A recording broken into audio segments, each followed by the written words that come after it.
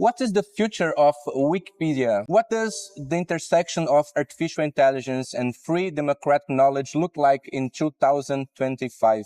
I am Miguel Fernandez, your favorite Chief AI Officer, and this is another amazing conversation directly from London Tech Week 2025. Today, I'm honored to welcome a pioneer on open knowledge, a man whose vision has shaped how billions access information, Jimmy Wales, founder of Wikipedia.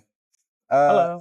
Nice to have you here. It's an honor to me. Thank you. I remember when I was studying in school, I need to go to library and access the encyclopedia like manually, and then Wikipedia transformed totally the way that I study. Yes. Yeah. And now we see the AI reshaping everything. So first question is, how do you see AI reshaping Wikipedia role in fighting disinformation and accessing information? What is your vision about it? Right. Well, I mean, I think in many ways our role is more important than ever because the ability of AI to be factual is quite limited. It makes things up. It gets things wrong. It has no concept of truth. But also because people who used to create like fake news websites now have this incredible tool to make huge amounts of false information. Like they can just churn it out and spam the web with nonsense. So you have to have judgment. You have to have thoughtful people who understand about proper sourcing and journalistic standards and all of that. So, you know, we think it's our time to really stick to our principles and be as good as we can. What changes will happen because for media companies, for example, people access less our website and access more our content through AI. So far, we haven't seen any change to our traffic, and we're not advertising based, so we don't really care that much about the traffic, although it is important that people understand why they need to support Wikipedia financially. Yes, and we do ask for donations on the website, so that's a thing. But so far, we haven't seen any impact. I think the impact the AI will have on Wikipedia, if we get it right, will be in tools to support the community, to help us find errors, to, you know, suggest edits from sources and things like that. There's a lot of experimentation going on both in our community, but also our machine learning group at the Wikimedia Foundation. And I think some of it's very interesting. Some of it's, you know, can be quite exciting. I heard and I saw, I don't know if it's written or if you just said, and the early generative AI for Wikipedia content as a terrible and a mess. But also with long-term potential. So what does this tension mean in your vision? The collaborative AI and human knowledge creation. Yeah, I mean, I think it's another tool that we should use. We should use carefully with awareness of what might go wrong. I mean, a very simple analogy would be a spell checker. So you could just run a spell checker on Wikipedia, but it would get some things wrong because it would, the word would be spelled correctly, but it would correct it to the wrong word or something like this. So it's something like that. It's obviously much more sophisticated. And I just think, you know, we shouldn't be afraid to use it where it's working, but we also shouldn't be afraid to say no when it's not good enough. Wikipedia is probably the biggest knowledge database in the world.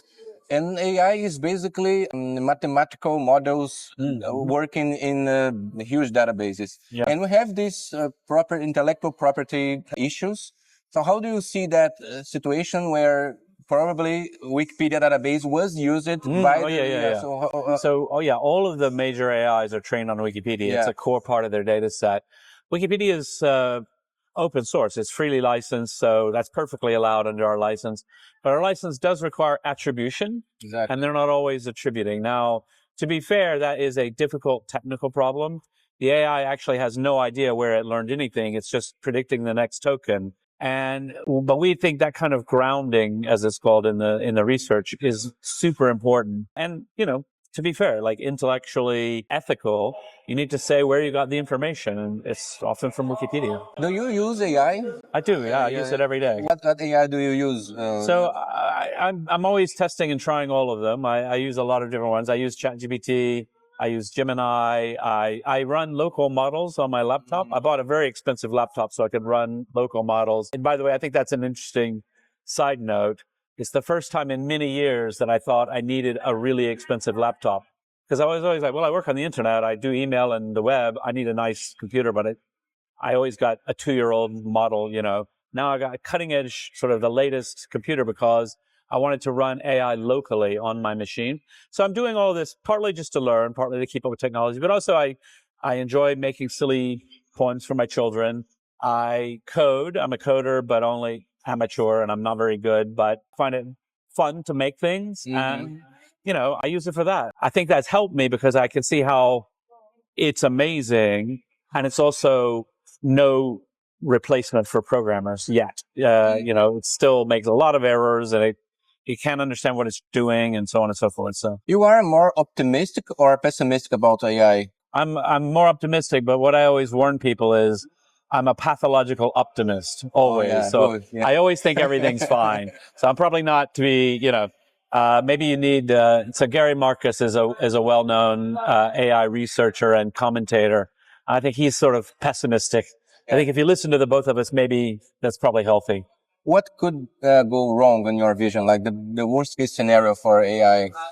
I don't know. I mean, I think we can dream of sort of classic, singularity type of AI takeoff. It becomes super intelligent, far more than us, and it's following some instruction to be more efficient about making paper clips, and then turns the entire planet into a paperclip factory and kills all of us because we're in the way of the paperclip making. I think those are silly, but that's kind of like worst case is like, oh, it's going to kill us all. Realistically, I think the bigger issues that I see, the real issues, are going to be, we are definitely facing major workplace transitions. As many jobs will be dramatically changing or going away, new jobs will arise. But, saying, and so I believe, for example, that it's not going to replace coders. I think we're going to have more demand for coders. And I think we're going to have less demand for Uber drivers and long-haul truck drivers. Well, great. Now all those truck drivers can become programmers. No, that's not realistic. That's not possible. And so we do need to think about, there's going to be a lot of disruption in society, and we need to be really thinking now about retraining as a core value. Like, people need a path forward because they've been making a perfectly nice living and they're minding their own business. What do? I drive a truck. I'm away from my family a lot. It's not a great job, but I get paid well. It's fine. Well, guess what? Now your job is gone because, what am I supposed to do? Like, I only know truck driving. I've been doing it for 20 years. Okay. Well, we've got to be serious about that. And do you think that the human created content will be less important with AI? No, I think it's still incredibly important. I mean, I think humans using AI to enhance their work, I think, will be a piece of this. And it depends on what it is. I mean, certainly there's a lot of fairly routine, you might call it content creation, that can be semi-automated, but with human supervision. So just as an example, I just give an example. You want to loan your friend some money, and you say, we should do a promissory note. We'll put it in writing. You'll pay me back in 3 years. Well, it's too small an amount to hire a lawyer. Maybe in the past you looked up an agreement online. It didn't quite suit. Now you just say to the AI, like, do this, make a simple agreement. It can make that. And then you read it and you're like, yeah, that's pretty good. And maybe you should have a lawyer review it. But the point is, that's content creation in a sense, but it's added value. In the past, you probably said, it's too much trouble. Here's the money. And then we get in a fight 3 years later because we don't agree on the terms or whatever. So I just think there's a lot of things like that are a million things that we can't even think of them all, that are going to be incredibly beneficial and exciting. And they are about helping humans do what they want to do. Yeah, I was reading the Yuval Harari last book, Nexus. It's about AI. And his main argument is about he's saying that until 2 years ago, the content was mainly by humans. And now, and probably in the next years, the content will be created more by machines than humans. For example, Wikipedia. Is it possible to create content only using AI? So for Wikipedia, no. Like, it's not good enough, and we really need it to be very good. But there's no question that it can be used to create some kinds of things. So, if you want to say, particularly we're at a tech startup kind of environment, and if you say, look, I can't afford a huge marketing agency to make me a beautiful announcement of my new features. Well, if I can explain those to AI and say, please make me some marketing copy, well, you need to read it, because if it lies, you're going to get in trouble for having false things. But it's like, this is much better than I could have done. I'm not a marketing copywriter, and I couldn't afford to hire someone. So it's not like I took that job away. It's like, this is just better now. And I think that kind of thing can be incredibly powerful and useful. But yeah, we're not anticipating writing Wikipedia entries from scratch. No, it's too hard for an AI at this time. A huge transformation that we are seeing in AI is about learning. So people need to learn how to use AI. Yeah, we have a bunch of courses teaching AI. We have the MBA also. But this is something very new. So what is your recommendation to the person that is like, okay, I need to learn AI. So what is the first step? Yeah, I mean, I think the first step for most people, right, you're not going to become an AI researcher. You're not going to become an AI engineer. You're an end user of AI. And that's not that hard to learn. Like, you can learn it. You know, when Microsoft Excel came out and people who worked in offices suddenly needed to learn how to use Excel. Okay, well, it's a pain. You've got to go learn this new thing, but you can do it. Maybe you take an online course. Maybe you do whatever. But you have to just don't be afraid. Just get in there and start doing stuff. I mean, I've enjoyed, like I mentioned earlier, I like to make funny poems for my children.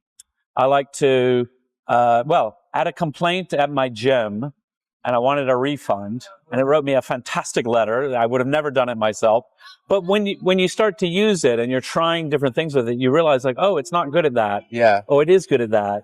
Actually, and then you can read and you learn like there's better ways of prompting, you know, better way. How do you get it to do the right thing? So I was just listening to a podcast about this, and I actually learned a few tips, even though I'm using AI every day, of like, you have to be really, really specific in a way that you wouldn't with a human.